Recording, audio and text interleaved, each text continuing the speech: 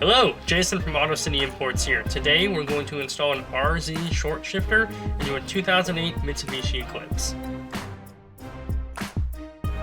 So the first step is obviously to remove the stock shift knob. As you can see here, it's not stock, but it works the same way. All you do is turn counterclockwise and it'll come right off. The second step is to remove the bottom of your storage unit. To do that, all you need is a flathead screwdriver or any type of coin. There is a slot in the front of the unit that you insert it into and you push towards the front of the car. When you do that, it'll actually pop the bottom or the floor up and you'll just lift up and it'll come right out. Now, if you have a vehicle that has the power accessory mode here for a car charger or some sort, you'll need to unplug it from the bottom after you've lifted it out. This vehicle actually doesn't have that, so we don't have to worry about it. But once you remove this, you'll have 3 screws down here that you'll need a Phillips head screwdriver for, and you'll remove those to help us get out the center console. So now we're going to remove the front half of the console, and the first thing that we need to do is remove the radio faceplate. In order to do that, you'll get both hands underneath here, grab it, and pull straight out towards you. It'll come right out just like that, even if you don't have the aftermarket like this one does. If you just have the normal one, it'll come out just the same way. When you take it out, the first thing you're going to have to do is remove this bracket here, or this connector. To do that, there's just a simple push button right there. You pull it right out. It'll give you a little bit more room to pull the rest of it out. Now obviously this one's a little different than the factory one, but same in essence. All you have to do is push the buttons and pull them out. So after we get the head unit out, the next step is to remove this guy, and it's the same basic concept. All you're going to want to do is grab it from the side, pull up, and pull straight out. And if you flip it over, you'll have 3 connections. All the connections, the push pin is on the bottom. All you're going to want to do is push them and pull them out. So after removing our climate control panel here, we're going to remove this entire section here. Now this is only pressure clipped in. When we do remove it, you're going to have 1 or 2 clips up here. Now this is aftermarket, but usually you'll either have nothing here or you'll have your heated seats here. So if you have your heated seats here, keep in mind that when we remove this, you'll need to unplug it when you get it out. So to get rid of this section here, what we're going to do is we're going to pull on this side and then pull on this side, and it'll lift up the top, and then we'll just literally pull straight up. It'll pop that side out, and then you're going to want to open this door here to give you a better lift up here.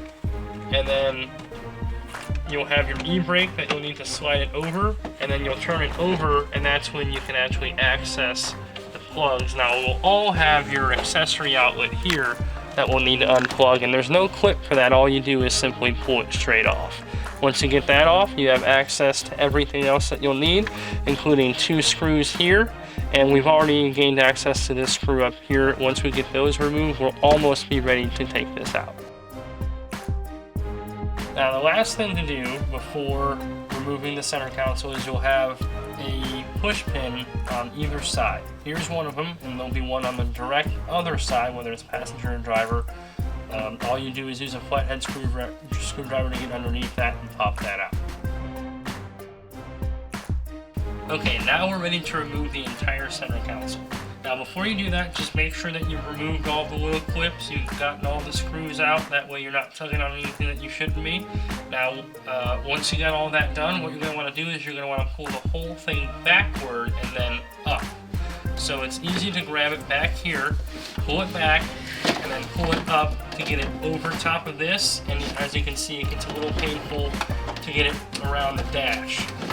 Sometimes it's even helpful to have a second set of hands to help you. Once you get it out, this slides right on back.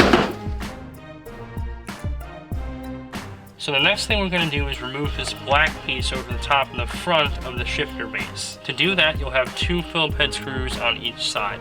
On this side, they're right here and right here. And on the other side, they're exactly the same. And all you need to do is remove these, and the whole piece should come out. And by doing that, should allow you to gain access to the 2 bolts on the front of the shifter base, so we can also replace the shifter base bushings at the same time. Those 2 screws are out. I already took the other screws out, and this should literally just lift off. So the first step to removing the short shifter is to remove these 2 pins. And in order to remove the 2 pins, you need to remove the push nuts. These are locking push nuts, and you can't get these off without a Dremel or a flathead screwdriver. If you have a Dremel, you're just going to want to saw the edge of the nut just enough to let it loosen up so it's not locking this pin in anymore, and that's for both sides. If you have a flathead screwdriver, you're just going to want to put the flathead screwdriver on the edge of the pin and hammer it to bend it so it won't lock the pin in anymore. So make sure you got your safety goggles on, as I do right now. You're going to want to turn your Dremel on and start drilling right on the side.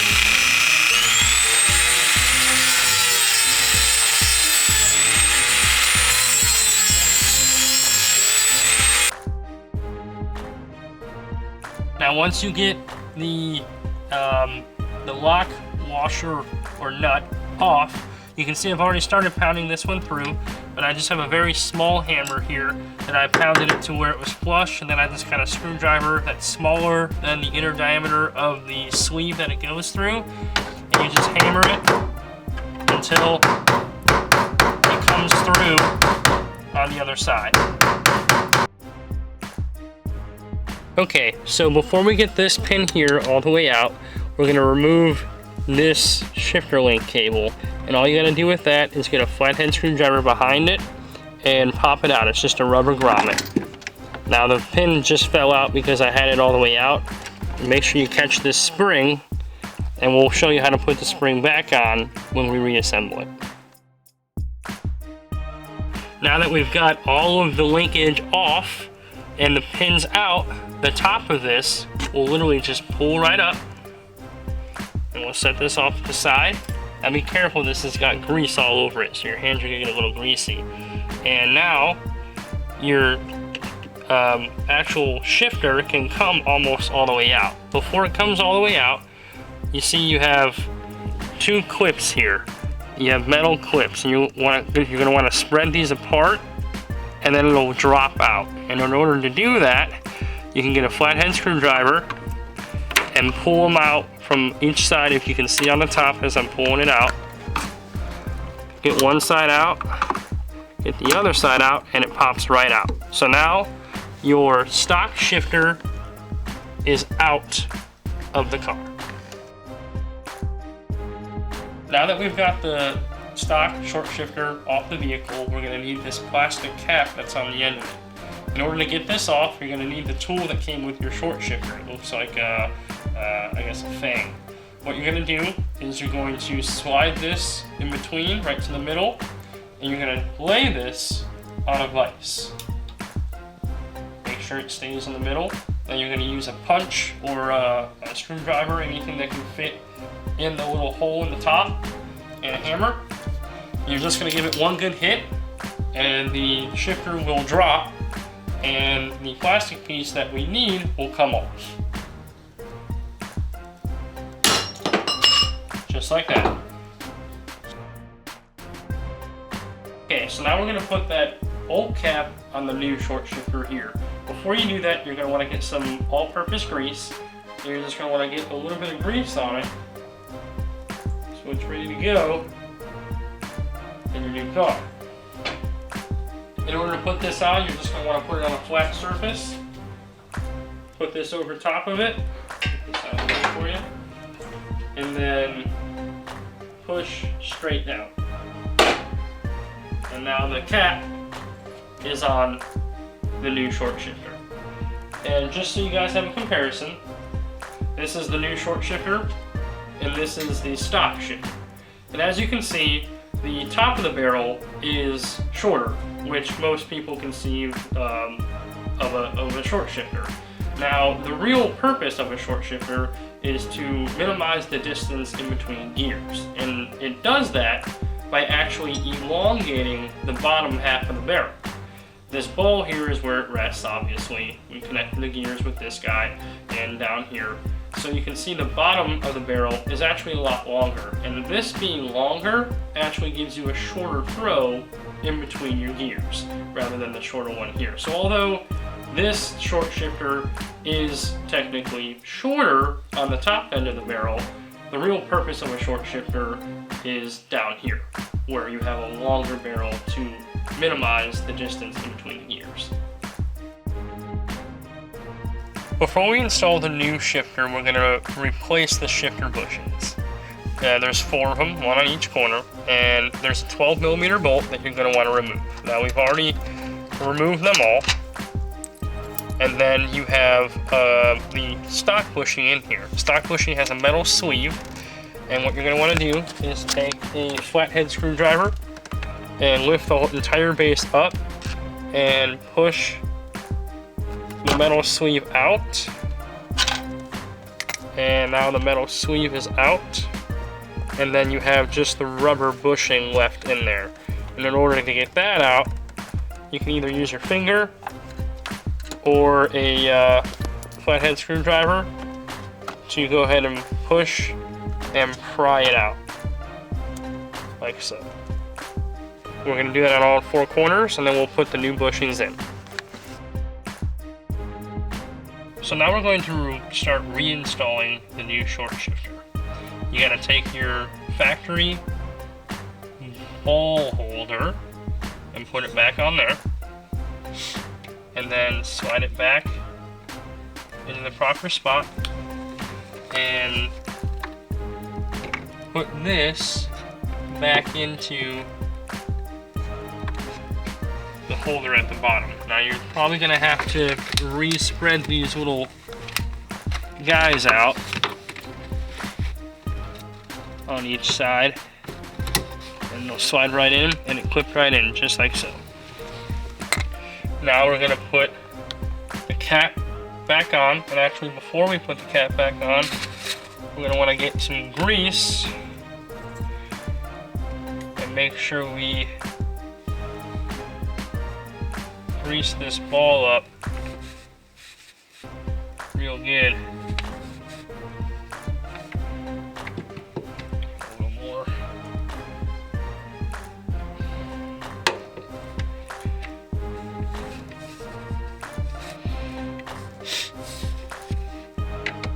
that back in the seat. Set that down on top of it. And then you'll notice that this can only go in one way with the bigger sleeve towards the front of the vehicle.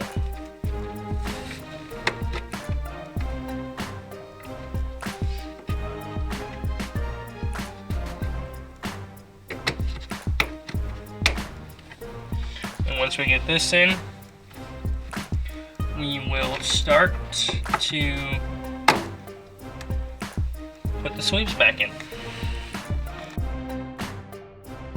So now we've got both pins back in. Now when you're pounding these pins in, you are going to need to use a pretty heavy hammer. They don't slide in very easily. They're meant to be very, very snug. So we used a hammer, hammer both of them in, and as you're hammering this one in, remember you have to feed it through here with the spring, and you have to line up the third leg of your short shifter inside the corresponding hole on this. And then you're going to want to spread the spring opposite of what it wants to do over top of this, and then it'll just rest on here. Make sure you're doing all of that as you're hammering this in, so you don't have to take it back out and redo it because it's not sitting right. So you have to make sure as you're hammering this in that this spring is set in the proper location. After that, we can reconnect the left shift cable here, and all you got to do with that is press it back on like so. Now the next step is to put these lock washers back on. The easiest way I found to do this is using a C-clamp, a washer that's slightly bigger than our sleeve here, and will rest on here. And what you do is you line up your washer, and then you put the socket right over top of it, and then have to loosen this up just a little bit more.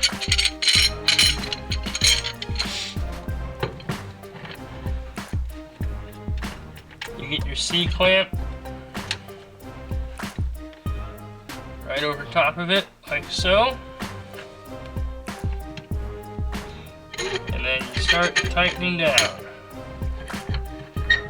And that's going to allow the lock nut to slide over top of the sleeve and lock while going inside of the washer. It's just locked on there, and that keeps it from backing out the other side too. Alright, so after you get the lock nuts back on with the washer and C-clamp method that I showed you, go ahead and put your knob back on and give it a quick test. Make sure that it's going in all the gears, that it feels good. Now it's going to be really tight and it's going to be really hard, and that's what it's supposed to be. It's now your short shifter. It feels great.